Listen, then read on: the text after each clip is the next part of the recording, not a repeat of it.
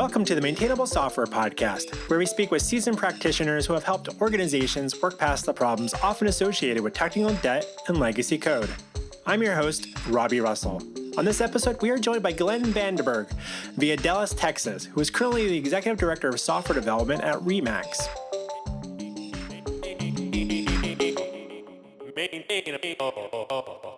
Glenn Vanderburg, welcome to Maintainable. Thank you very much. Great to be here.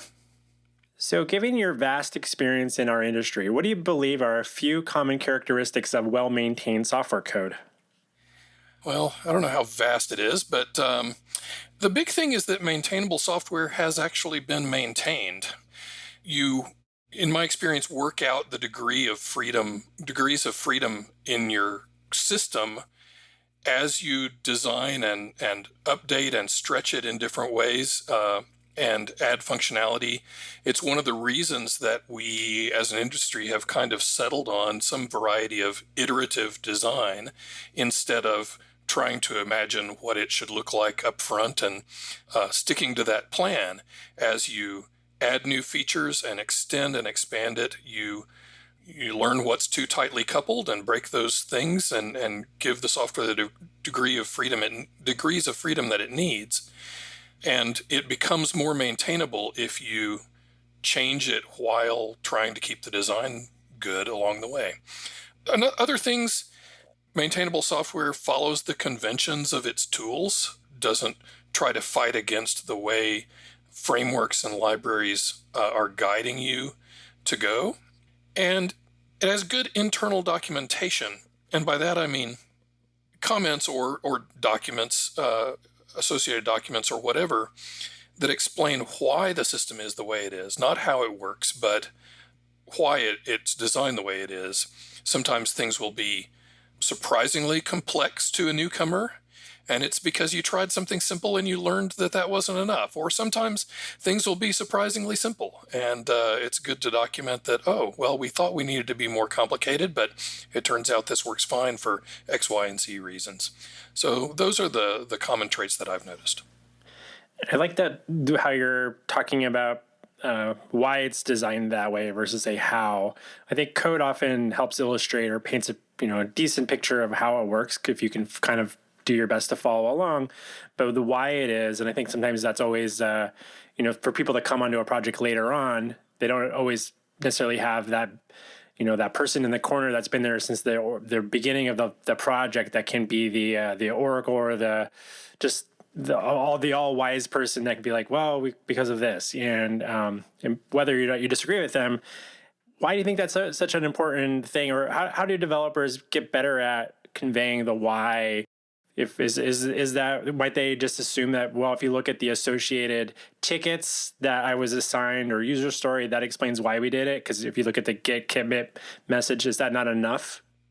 Yeah, I don't know. And I certainly don't claim to be the best at this or have it all down. We're onboarding a new member of our team at the moment. And I find myself spending a lot of time explaining, this is that way because, and exactly the kind of thing you were talking about, the guy in the corner who knows the history. So I'm doing that a lot. So there's definitely things that could be better documented in our system. But I started out in the school of thought that most functions and a lot of lines of code should have comments explaining what they are and how they work. I moved away from that, and like you said, good code with good names often does a really good job of explaining what's happening. But when I comment code now, it tends to be in the form of paragraphs, not little snippets that explain what's going on. But here you are. Let me tell you the story of why we do it this complicated or roundabout way instead of the obvious way. As far as how to get good at it, I've definitely found myself doing more of that kind of thing when I am fixing especially subtle bugs or things that took a while to figure out. Because I think, if the bug was there and it took us a while to find it, we could probably use a bit more explanation around this. So that's a good time to add that kind of documentation. Do you find that that's often best in the code, or do you have some good conventions between where you put things in code versus, say, in your team's maybe your team might be making an assumption that you have another area where you document, but we do have another area where we document things. But I think when people are trying to fix bugs or enhance a system in a particular way, they're not going to go looking at other documentation. They're going to crack open the code. So generally, I put that kind of stuff in comments close to where it'll be needed. The stuff that we have in our wiki is more operational kinds of things: how to set up the system, how to run it, how to monitor and diagnose it, and things like that. Right. Okay. That makes sense. Do you have a strong opinion on whether or not you should leave to-do comments in code? I think they're a terrible idea, and I actually do them all the time. I do them as notes to myself. I usually do a good job of getting them all taken care of before I check something in, but sometimes I leave them around. Interesting. Yeah, that's always interesting. I find that I've seen some teams and talked to some people that have said that they put things like in their automated in their tooling to prevent those things from getting merged and such. And I'm like, but sometimes it might be just like what about the scenario? Like, well, like we're going to have to make a change here in like a year from now. So how do you account for that type of thing? Not that there's a lot of time-based things always in code, but occasionally there are weird little caveats like that. And so if you're in this area again, this is why someone's assigning this to you. But for the past 4 years, I've been working for a little startup, and we almost a year ago were purchased by Remax. But up until about a year and a half ago, we didn't have more than a couple hundred customers at any given time. And when you're in that kind of a situation and you're trying to move fast, you'll do things that don't scale very well just to get it out the door right now and satisfy the customers you have. And there is a time-based element to it because, okay, when we hit, 1,000 customers for the first time, we should revisit this. And there were definitely some comments like that in our code. And the problem is when you put them there, there's no good way to make sure you pay attention when the time comes. Do you often use the metaphor technical debt in your day-to-day work? I do. I have friends and people I respect who don't like that metaphor very much. I like it. I think it really is valuable, especially for helping explain the notion of code complexity and its costs to non-programmers. I especially learned this when working for a bank. People there understand debt and interest and how it can come to dominate you or control you if you don't manage it, but it's also useful. An important thing about the technical debt metaphor is that debt is not all bad. It's something you can choose to take on to take advantage of an opportunity that you otherwise would have to wait on. But if you're not careful and if you don't manage it, it will take over and you end up spending your whole paycheck on interest. And when I was at that bank a number of years ago, where I really learned to love the metaphor of technical debt, we had a whole development team that was basically spending all their time paying interest.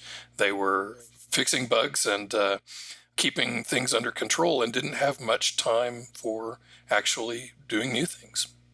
As you reflect on your experience with managing teams and being part of teams, what do you think developers often get wrong when they bring up the notion of technical debt with, say, stakeholders and are ineffective at helping convey why they need to maybe approach dealing with some technical debt, or maybe even mischaracterizing or mislabeling it? Obviously it's kind of a broad brush. We call things technical debt even when we didn't choose to make those mistakes. And people get bent around the axle around whether it's an accurate term and we should just call it bad code or sloppiness or whatever. But the fact of the matter is, for whatever reason that we got in that situation, there's excess complexity or excess code that makes our systems hard to work with. I think a mistake that people make is just wanting stakeholders to simply trust us, that we need to do it without taking the time to explain why. Another mistake that people make is not acknowledging that sometimes it is valuable. It helped us get to where we are right now.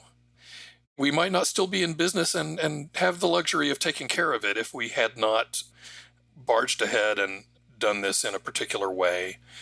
We have tried on our system, in our team, to have a healthy back and forth about this. There will be times when the roadmap is really clear and there's a lot of work to do, and let's put cleanup tasks on the back burner while we work on this. But we do that with the understanding up front that there'll be a time when we want to come back around and take care of this. I think that kind of honest communication between the developers and stakeholders is really important. And some teams don't have that kind of luxury. Yeah, I know that it can be a challenge where they might hear people listening might be even experiencing that. Well, there's always kind of like this promise of like someday maybe we'll get a chance to take care of that, and then you find yourself a year or 2, 3 later being like, well, we never did get to do that, and then that becomes a problem, and then they feel like, well, is it the product team, business, whoever is in control of the budgets and priorities, is it they've decided that we can't prioritize that? But sometimes I also find that the developers stop asking again or bringing it back up. And I think that happens probably a lot more. And so I'm always like, well, how often are you bringing this up? Like, if you plan it out like ahead of time and come up with like a strategy how to make this useful, is there a way? I don't think the businesses want you to cut corners all the time. Nobody's asking you to not write good, healthy test coverage or to take shortcuts all the time. And if you are in that environment, maybe that's a good thing to be aware of and assess your situation. But I don't think that most businesses probably are like that. But I think it becomes this like, well, it's us versus them problem. And that's not probably healthy for the environment for anyone whatsoever. So for those listening, if that might be finding themselves in that scenario, do you have some advice for them on how they could maybe kind of course correct that a little bit? Yeah. To be clear, I don't ask for small things. And I encourage my team not to ask if it's okay to do small cleanups. That's part of the job. You try to leave every bit of code better than it was when you found it. Clean things up, delete dead code, rename things if necessary, taking due care. But if doing so is not going to add more than, let's say, 25% to the amount of time it takes you to get some job done, that's just part of the job. You go do that. It's for the larger things that you really need buy-in. And sometimes those things happen. I do talk about it a lot, and I talk about it with regard to what it's costing us. I'm sorry, this took a little longer than expected. It ran afoul of that part of the system we've been wanting to remove for a while, but haven't gotten around to yet. But we had to make it work with that since it's still there. Whenever I notice one of those things costing us time or making testing or diagnosis more difficult or making the system less stable, I talk about it matter-of-factly, not pointing fingers at anybody, just, oh, yeah, this is something that we've been wanting to clean up, and we're starting to experience why we want to clean that up, and making it clear that it costs not just the developers, but the whole team. So the advice wouldn't be, I told you this was going to happen, but more of you're laying the foundation for conversations that you want to have at some point, or maybe you're trying to bring up, but I think having keeping at least you're setting the scene a little bit that these are things and these are topics that you're going to have to keep bringing back up. You're not going to let them be ignored, I think is what it sounds like. And so do you feel like that was something you had to learn to do at some point in your career? Like, ooh, this is the works versus just putting in a ticket somewhere and being like, hey, can we do this? And then you mentioned not asking for say permission to do those small things, but when it comes to these bigger things, do you recall some experiences of how you were ineffective at that and now you're like, ooh, maybe I'm gonna try a different strategy or a good mentor? I think it was just, over my career, I've learned the value of explicit, honest communication. And also part of it is just empathy and understanding. If you're not living in the code every day, you don't notice those things and you don't see how they impact the work. And so they'll never be a priority to you. Why would it? The only way non-programming stakeholders are going to know that it's a problem is if we tell them.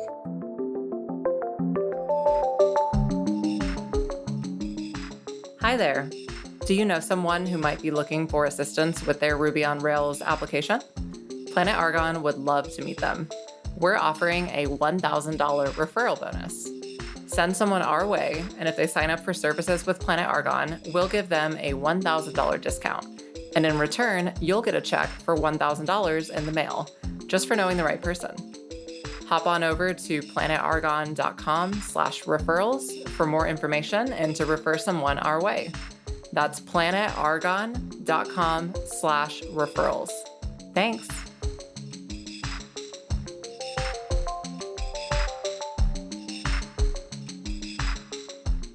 So I want to switch topics a little bit over to growing a diverse software team. And is it a safe assumption that in the last several years you've been trying to work on that within your own organization?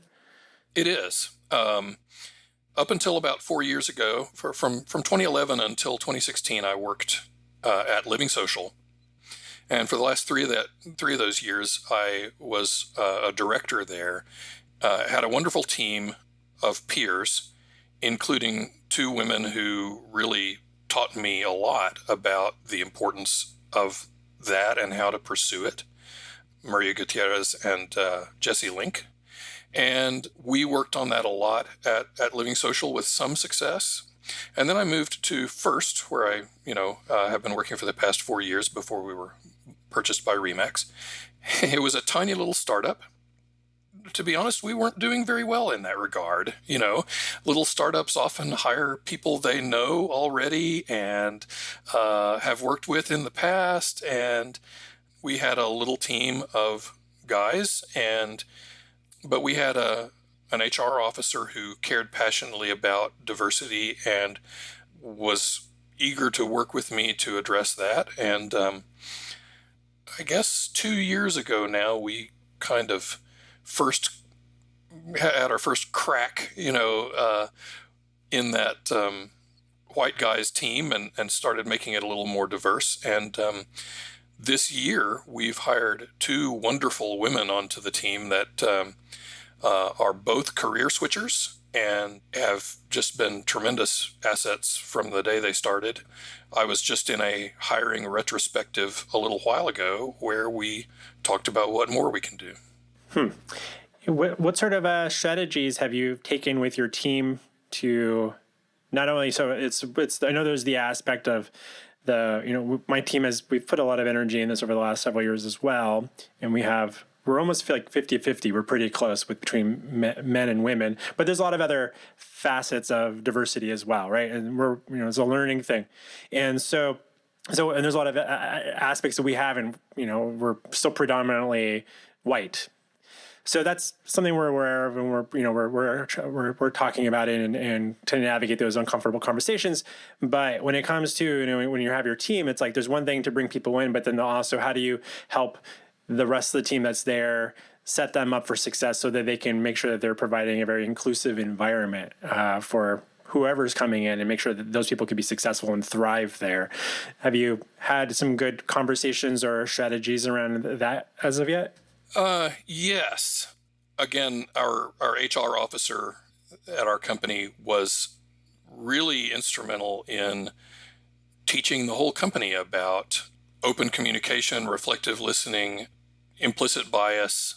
Not to say that we're perfect in those regards, of course, but we have a foundation of trust and honesty.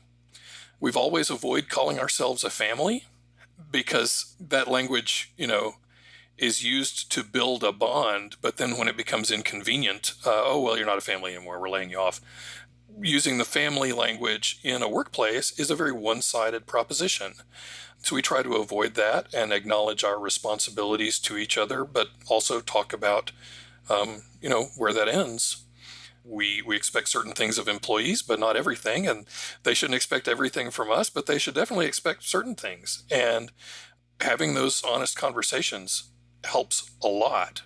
Yeah, thanks for opening up a little bit about that. I know that there's people listening that are probably in varying degrees navigating that, either whether they're helping oversee a team or just being part of a team that's kind of looking around and being like, well, everybody looks like me, so is that going to change, or was there something I can do to help influence that? And so, this isn't the primary topic of this, the theme of this particular podcast, but it's something I know that you've been thinking and working on, and I wanted to at least touch on it a little bit with you.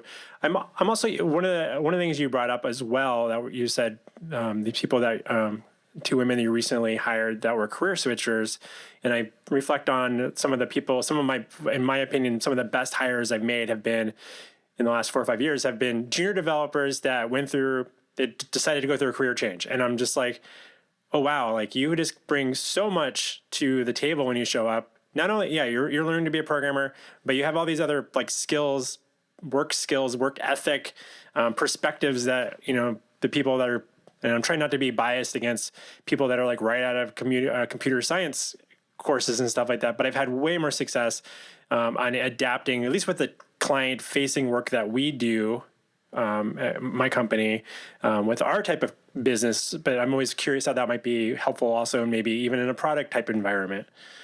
I agree wholeheartedly with that. I think every software team needs somebody with a deep grasp of fundamentals and some sort of more formal programming background. But you certainly don't need everybody to have that. And we've always had a policy on this team of trying to hire more for career trajectory than actual experience. Some people do just learn faster than others. And you can generally pick up on that in looking at the progress of their career and interviewing them and learning what kinds of questions they ask, what kinds of how eager they are to take on new challenges. We have a team of 7 developers, 7 engineers, and 4 of them are career switchers. And they are all fantastic in different ways.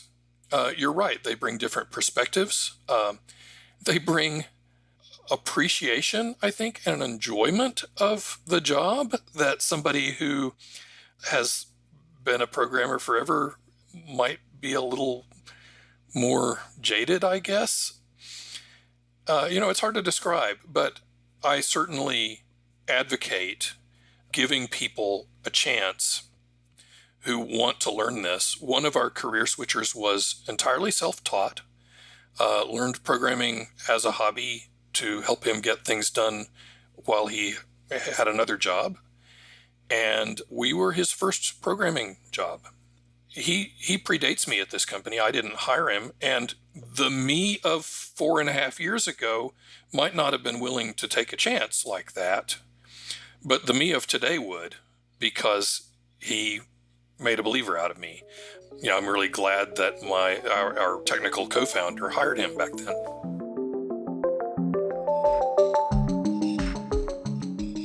We'll be back with our interview with Glenn in just a moment. Hi, it's me, Robby. I want to take a quick moment to say thank you for making time to listen to Maintainable. I know your time is valuable and you've got a lot of things going on, but you're here listening and, well, I appreciate it.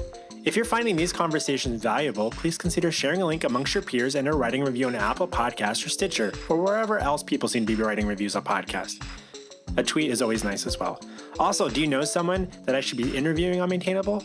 Shoot me an email to robby@maintainable.fm and make a recommendation. And now, back to our interview with Glenn Vanderburg.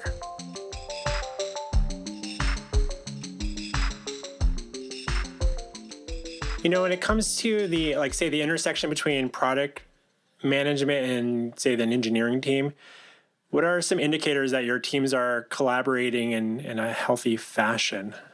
Oh, that's a good question. And we have it really good. I don't know if I can boil it down to indicators. I will just talk about what we actually do and what it looks like on our team. We have meetings that we call requirements elicitation meetings, which is kind of a dry term, but it lets us look at things that are coming that the product team is thinking about, gives the engineers a chance to get a sneak peek, weigh in on those. That input from the engineers is sought by the product managers. They want to hear our opinions. They want to hear whether we think it's a good idea. They want to hear whether it's more complicated than they thought it might be, or maybe easier than they thought it might be, or if there's an easier way to meet the same goal.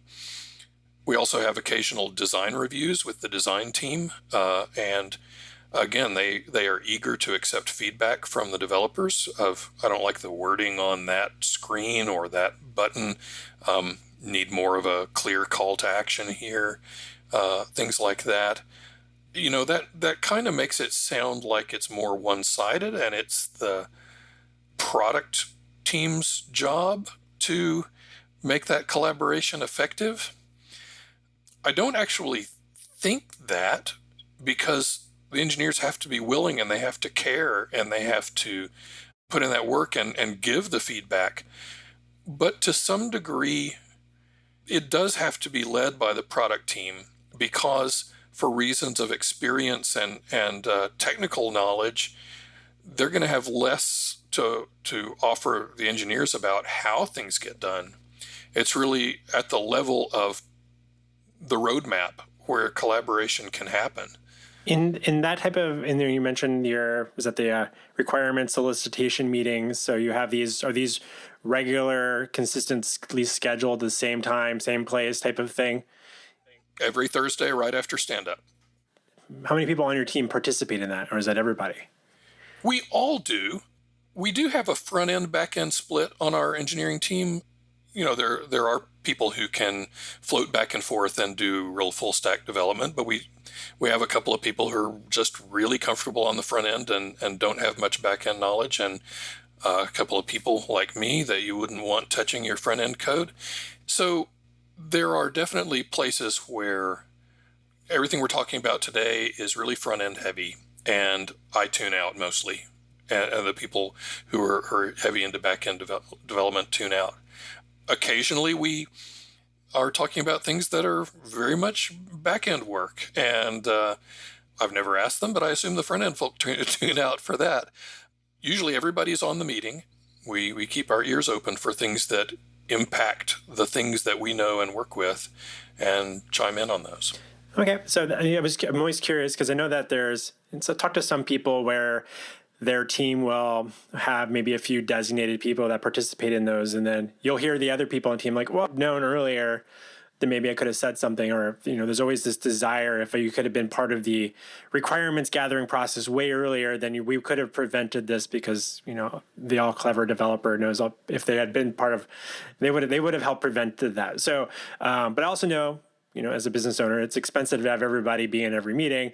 Sometimes people are in meetings, and sometimes there's things that don't seemingly relate to them. They didn't speak up at the time, and then they can get missed too. But for those listening, participating in meetings like that, do you have some advice on how to be a good listener? Because I know you mentioned reflective listening is like something you learn. I don't know if there's anything related to just being a good listener in those types of meetings where it doesn't always apply to you, but it's.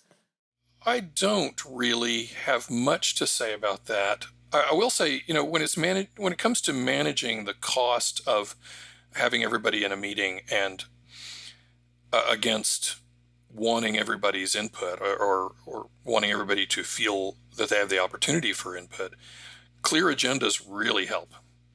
And the way we actually manage this meeting is, like all teams, we have a task board or a storyboard or something like that, and we use a tool called Clubhouse. There's a lane called Ready for Review, and we ask people, the product team does a good job of the day before that meeting. They'll drag things over there and make it clear, this is what we're going to cover in elicitation the next day. And if you have any, and if the developers have any large cleanup or technical debt stories that they want to tackle soon, please drag them over there as well. And that way you can look at that lane on the board and know what's going to be discussed and whether you need to be there or how much attention you need to be paying and things like that. So it sounds like in your team's culture, there's a lot of there's clear agendas, there's prep work going in, and then you have real-time communication to help sort out some things. Has there been, because it's something, I feel like the word of the year is becoming asynchronous communication, and is that something that you feel like your team is talking about much or has much interest in digging into more, like about how you could change things as an organization? Yeah, there's a lot of discussion about that. Our engineering team has been distributed geographically distributed from the start. The first is headquartered in Durham, North Carolina, and quite a lot of the non-engineers live there, but the engineers are spread out across all four U.S. mainland time zones. Then we joined last December, joined Remax, which is almost entirely located, in the office in Denver. We could tell right from the start that it was going to be kind of a struggle adapting. We could tell that they didn't quite know how to deal with these people they could only talk to via Zoom or whatever. And not to belittle them or make fun or anything, because, yeah, it's an odd thing when you're used to one thing and something totally different comes into your company. In that respect, I hate to think of the pandemic as bringing good, but at least in that respect, it's been helpful to us because it was a crash course for the rest of Remax in how to deal with asynchronous communication and rely on those things, and when to use chat and when to use email and when it's worthwhile to hop on a Zoom call and coordinate more closely for things. So there's been a lot of talk about that. So you mentioned that you've been working remotely for I think 15 years or so, and knowing that your team's been distributed and dealing with that hybrid model of where the parent company isn't, and then COVID hits and everybody scrambles. Is it a safe assumption that work life isn't the same for you during COVID as it was pre-COVID? I keep telling people I feel immensely fortunate and privileged in this situation because my daily routine, and in fact my family's daily routine, hasn't changed very much at all. And that's one of the reasons I have tried to take it very seriously and stay in and wear a mask and not take risks. Not necessarily that I'm scared and don't want to get sick, although, I don't want to get sick. But not everybody has that luxury of being able to shelter at home and eat in. They need, and we as a society need them to be out working. And the more those of us who don't have to do that stay in and wear masks and keep the infection rate low, the better it is for those who do have to be out and about and in the workplace. So I just feel like it's one of the ways I express my gratitude for us, having it so good, is to take it very seriously. I think that's some good points there. I definitely agree with you on all that as well. I think the thing that's been interesting is knowing that not everybody that say I've heard some stories where people that had been working remote and distributed for quite a while, where they're like, well, it's not the day-to-day isn't the same anymore because some of my outlets of I would go to the gym or I would go do this thing, that's not available anymore. So I'm in a slightly different world as well. And so it's not the same for me, but then the people that are okay, I don't have the space to really work at home because I didn't plan for a pandemic. I personally don't have I'm working literally on my dining room table with my fiance sitting on the other side of the table. I'm technically at my office right now so I can record this episode, but then I'm going to head back and do that. But it's been an interesting time. And so I'm trying to account for how different people on different teams are navigating and being empathetic towards people just having different life realities, whether or not they have kids at home, or even if they don't have kids at home, they have different situations that are very complicated. So I know that this is kind of trailing a little off of the primary theme of the episode again, but given that I knew that you've had that background there, I was just curious to see how things have been going in your world there, in your team. One thing I've learned to address that specific point, like you said, I've worked from home for a long time, and I really value video. When you're in person, there's so much implicit communication that happens through body language and posture and facial expressions and things like that. I think video is a super valuable tool, but I've really had to think about a lot since the pandemic happened. There are a lot of people we're working with who are not working from home by choice. And I wouldn't be annoyed by seeing their pets in the background or kids, but they might not feel right about it, or might worry that we're annoyed by that or judging them for their decorating skills, or and the standards of being presentable for work are sadly different for men and women, and that doesn't matter to me, but it matters for them, and their self perception and self image might be important, and they didn't have time to get dressed as well as they would like, or put makeup on that morning, and so they don't want to go on video, and so I'm much less emphatic about it than I used to be, that you need to have video turned on, because everybody's in a different situation, and we just want to be tolerant about that. I try to model it, but if you don't want to turn video on, that's your business. No, I think that's a good point, and I think it's something that I've had to kind of come around on as well. And it's like, okay, it was like a quick reality check when the first couple of weeks of when the pandemic hit. I was just like, oh, that's where you live. Oh, that's your bedroom, or it's just like, oh, that's what your partner looks like, and then when they're making coffee behind you, or whatever, like, oh, that's your pet, and it felt very in a weird way interesting, because you get to like learn these different things about people. But I'm like, this isn't nobody, like, I mean, like, I don't want to go in my bedroom and turn the camera on. So it's just like it's not super comfortable.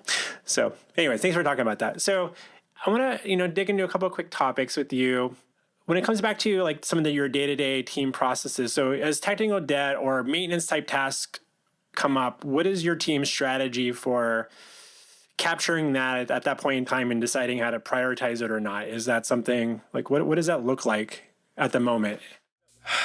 It's very informal.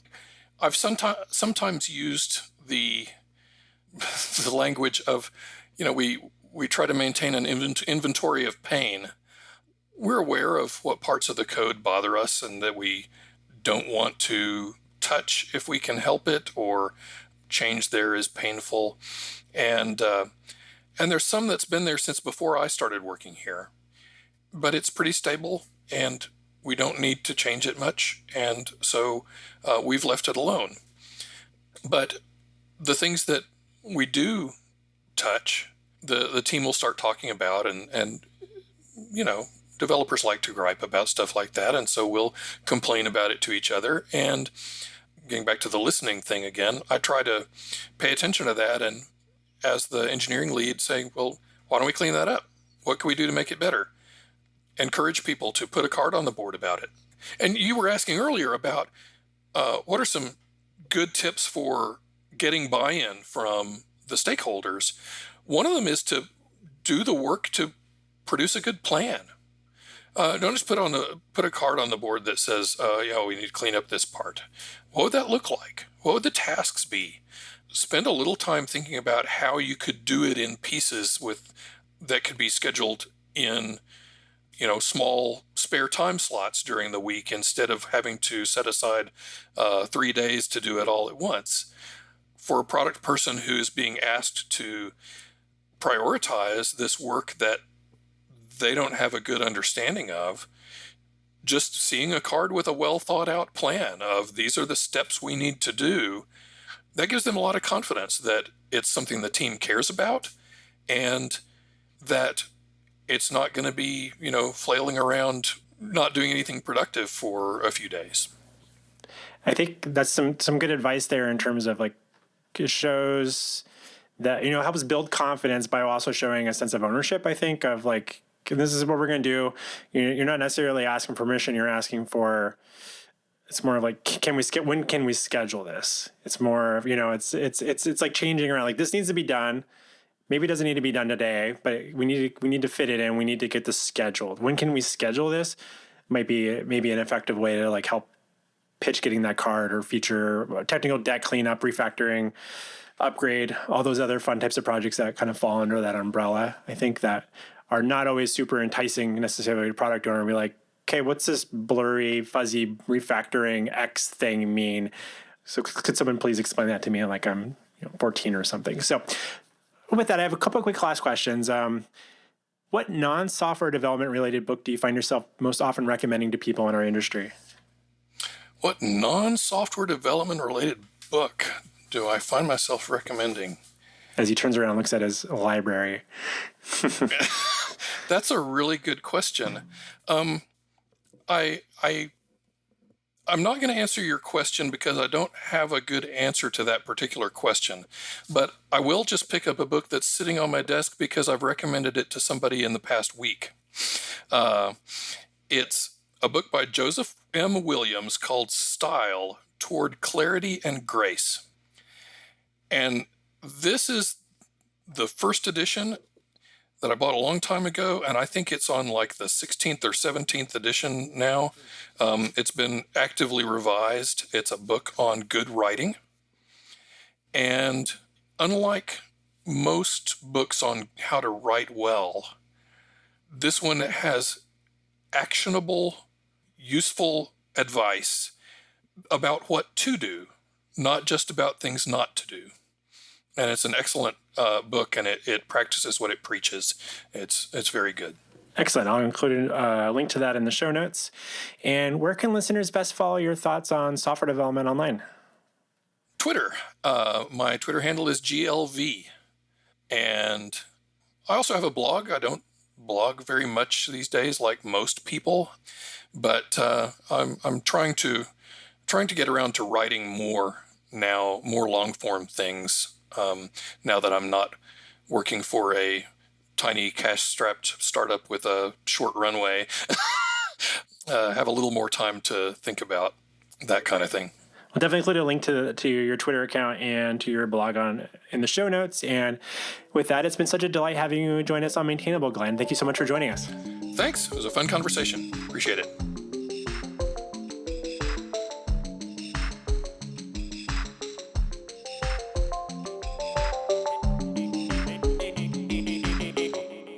Maintainable.